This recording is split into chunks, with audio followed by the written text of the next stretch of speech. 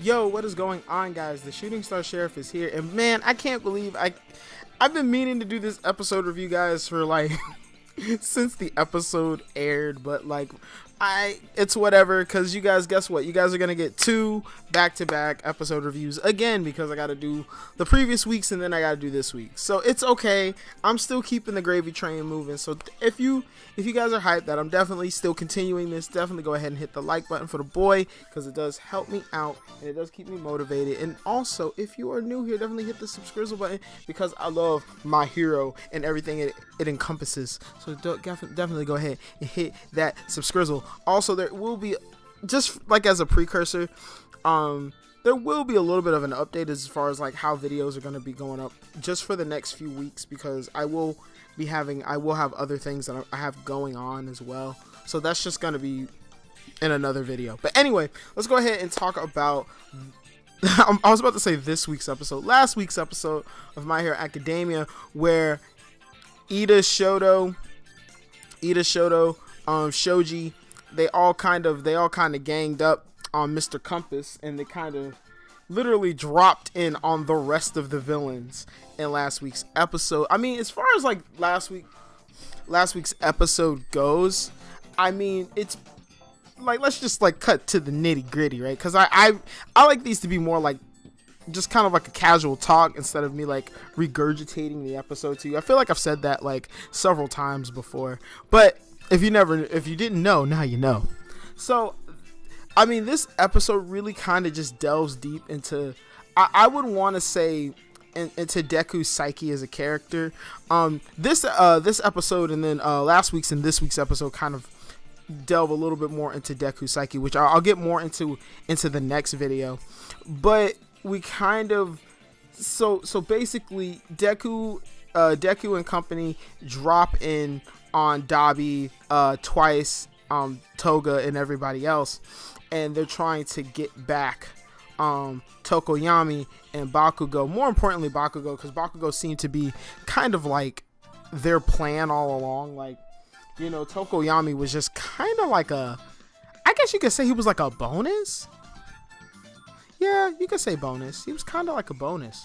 So they were taking those two and, you know, trying to convert them over to the dark side, you know, trying to get them where the cookies were at, yo. They were trying to, you know, persuade them into being villains. Not to mention UA's rep is constantly getting hit at, which they did kind of mention a little bit in this episode and a lot in in next week's episode, which is literally the episode that you're gonna probably see go up like literally the next day after this one's uploaded. But without getting too hard into that,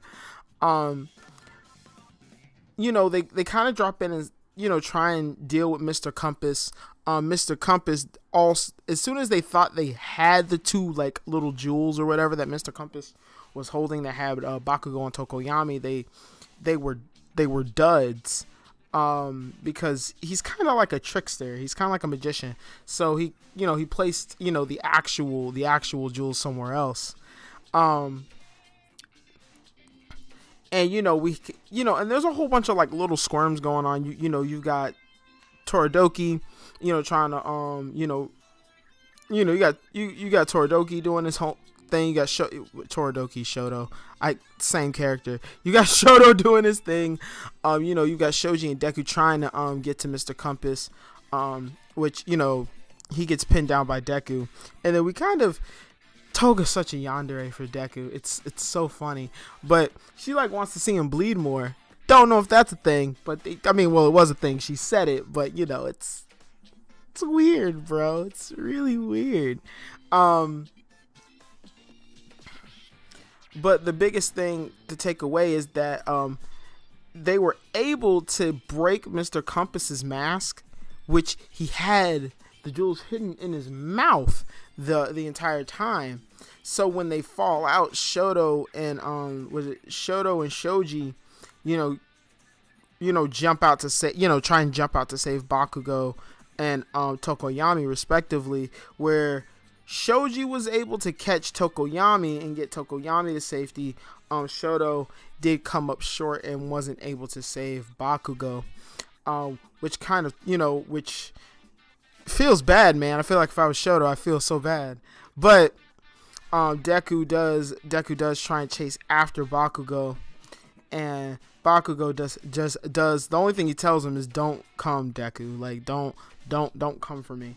Like, you know what, like, which, like, Bakugo's face is like, it's a different expression we've seen from Bakugo. Like, we've seen Bakugo be like intimidated, but like I felt like that was the first time like Bakugo ever said something like out of fear.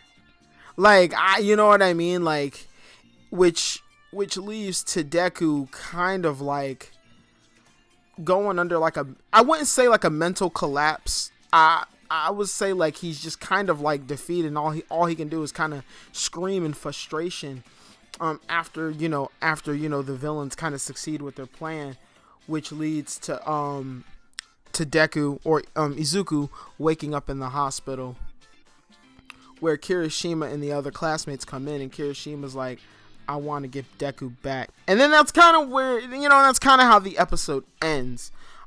So definitely, if you guys did enjoy that episode, I know this is a little far back, but if you guys did enjoy this episode, definitely go ahead, leave a like, definitely subscribe if you are new, and we will keep talking about these episodes of My Hero Academia, because Academia is so lit right now. Also, I forgot to mention this. I mentioned it at the end. If you have a suggestion for a video that you would like to see, link in the description is my Discord. And you know what? I'm taking suggestions. So if you have a video idea and I like it, I will definitely shout you out in a video, which I actually have. You're going to see my first suggestion video go up later this week. So that is also going to be awesome to see. So without further ado, I'm going to get up out of here, guys. And I will see you guys in the next episode review. Peace.